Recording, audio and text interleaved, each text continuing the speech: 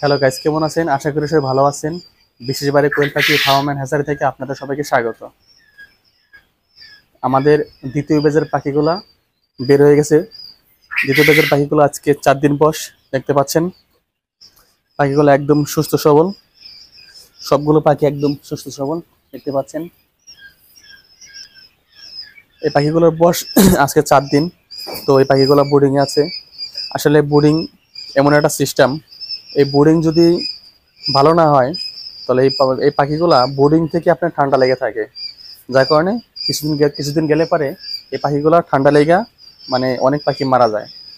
আর এই বোর্ডিংটা হলো একটা গুরুত্বপূর্ণ বিষয় কোয়েল পাখির। তো এই বোর্ডিং মানে কিভাবে বোর্ডিং করলে ভালো হয় আমি এই বিষয় নিয়ে একটা ভিডিও বানাইছি। আর বোর্ডিংয়ের যে মেডিসিন, এই মেডিসিন নিয়ে আমি একটা ভিডিও বানাবো 2-1 দিনের মধ্যেই। ওই ভিডিওটা 2-1 দিনের মধ্যে বানাবো।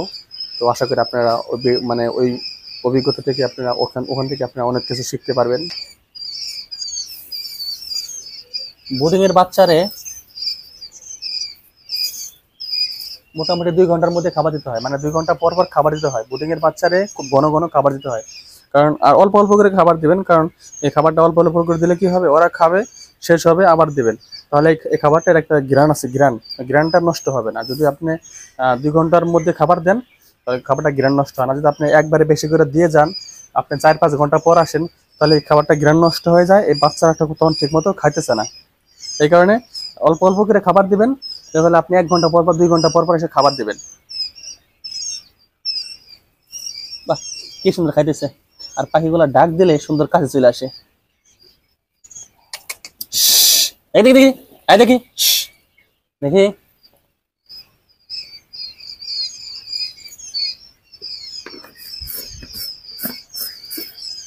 তো যাই হোক, এবার ভিডিওর মূল টপিকে আসি। আমাদের যে প্রথম ব্যাচে যে বাচ্চাগুলো ছিল, ওই বাচ্চাগুলো এখন বিক্রি করার উপযুক্ত সময় হয়ে গেছে।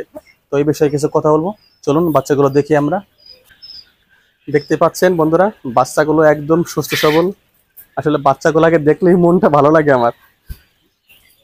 একটা বাচ্চাকে ধরে দেখাই কি অবস্থা। তারা রে চলে গেল।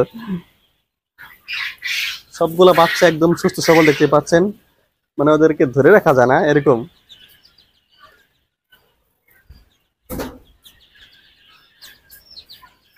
দেখতেই পাচ্ছেন বাচ্চাগুলো একদম সুস্থ সবল।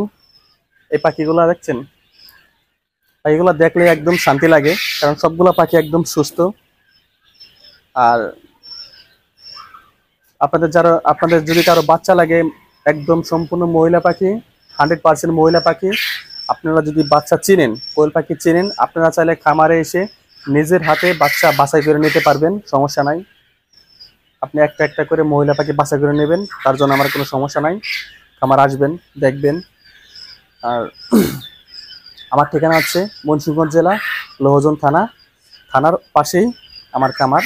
যাই হোক, খামার আসবেন, এসে দেখবেন। তারপর আপনার পাখি না নেন, এসে দেখে যাবেন, সমস্যা নাই। আর স্ক্রিনে নাম্বার অবশ্যই যোগাযোগ করবেন। দেখে দেখে ওইদিকে কি অবস্থা, গেটটা কতগুলো বের হয়ে গেছে, হাই হাই। হ্যাঁ, কতগুলো বের হয়ে গেছে তুই? ওরে দয়ালে, 50টা বের হয়ে গেছে কমপক্ষে। অনেক গরম, গরমের মধ্যে ভিডিও করতেছি। যাই হোক, ভিডিওটি আর বড় করব না, এই পর্যন্তই। যদি আপনাদের কারো 100% মহিলা পাখি লাগে, অবশ্যই স্ক্রিনে নাম্বারে যোগাযোগ করবেন। আর যাদের কারো যদি কোনো কিছু জিজ্ঞাসা করা থাকে, অবশ্যই কমেন্ট করবেন। ভালো থাকবেন, বাই।